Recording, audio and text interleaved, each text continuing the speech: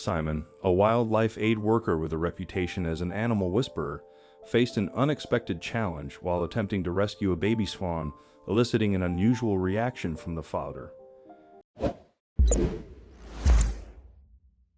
His deep-rooted passion for animal welfare began in his early years, leading him to volunteer at various animal sanctuaries before finishing school. Throughout his career, Simon fearlessly tackled a diverse range of animals and their unpredictable behaviors, from rogue pet snakes to grumpy badgers and even mean foxes. His adept personality enabled him to navigate these situations with ease. Though he was comically known for adopting the characteristics of the creatures he sought to assist, making them feel at ease. Often regarded as an animal whisperer, the creatures intently listened to Simon, understanding that he was there to offer help in any way possible. This special connection had rescued him from numerous tricky situations and proved invaluable when he was called upon to aid a distressed squirrel. The poor thing had fallen and broken a leg in someone's yard. However, when Simon got there, he found more than one squirrel in the garden. Its family had come out to try and protect its skin while it was stuck with its damaged leg. Simon knew he needed to help the squirrel, but in order to do this, he had to get around the mass of relatives that had congregated. He used his charm to help placate the family of squirrels that protectively swarmed around their injured kin. At first, they seemed quite defensive towards him, but he took his time. He got low to the ground and managed to gain their trust. This was a massive feat if he could get them to trust him enough. He could get close and help the injured creature. It took about 30 minutes, but sure enough, the squirrels recognized that Simon was not a threat, and so they yielded their injured kin to him. Without hesitation, Simon leaped forward and went to the little squirrel's aid. Much to the astonishment of his colleagues, he was able to navigate such a chaotic situation in the most peaceful way possible. The little squirrel was taken back to the rehab center for medical care and was then released back into the yard they had taken him from. The family of squirrels that was once so worried about their friend was now rejoicing to have him back, and the volunteers from the wildlife center rejoiced with them. This was pretty much how almost every recovery or rescue Simon facilitated ended, and how he expected his future operations to go down. But one day he was called out again, and things went exactly the opposite of what he was used to. It was a normal enough day in mid-spring. This was usually a very busy season for the Wildlife Aid Center, thanks to the births of all the new offspring. The team were used to numerous calls around this time of the year, thanks to the urbanization of the area. It wasn't uncommon to be called to help some young animal that had found themselves in a precarious situation. Simon was out on a call helping a doe that had found herself trapped in a plastic canister. On his way back to the Wildlife Protection Center after successfully assisting the baby swan, Simon received an urgent call about a young duck or goose trapped in a boundary fence. The situation required immediate attention, as the animal's limbs could be severely damaged if caught tightly. Simon and his partner hurriedly made their way across town, hindered by heavy rain and busy roads.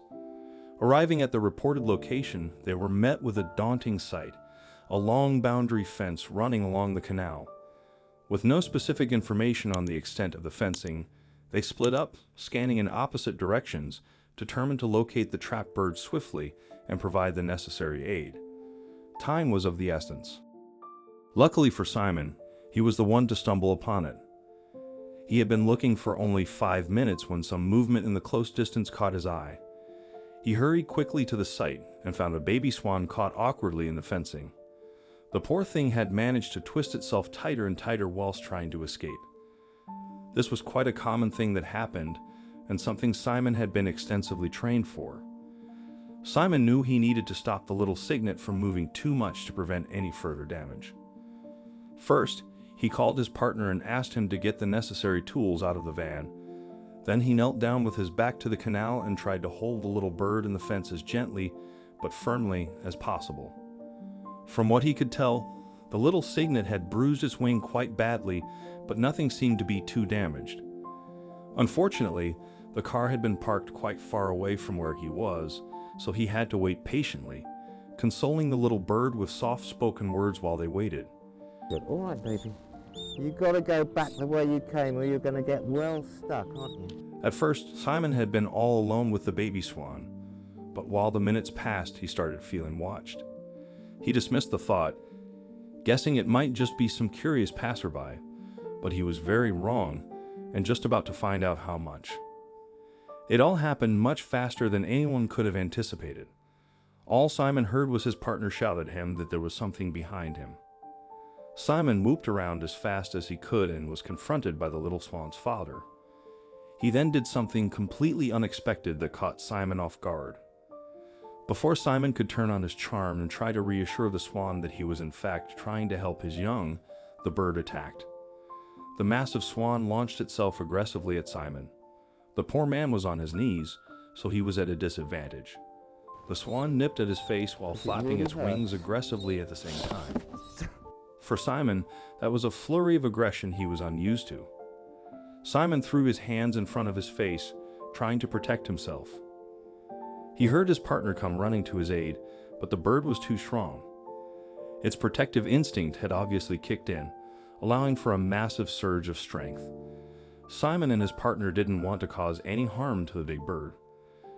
Despite encountering difficulties, they collaborated to redirect the swan's attention and focus on rescuing the little cygnet. Eventually, they managed to calm the swan, granting Simon the opportunity to carefully free the exhausted cygnet from the fence. Finding the little one unharmed, he swiftly reunited it with its father, keeping a safe distance. The father swan rushed to protect its offspring under its wide wings, and after a moment's gaze, Simon was uncertain if it was a warning or gratitude. Go on. Go on. Regardless, he vowed to hold greater respect for the swan's bond in the future and hoped to avoid such attacks while merely trying to help. Reflecting on the encounter, Simon considered refining his approach with swans, recognizing the need for a more practiced charm in his efforts. Such a thrilling tale. If you were in a similar situation, how would you have responded to a swan's attack? Share your thoughts with us in the comments. Thanks for watching, and see you next time.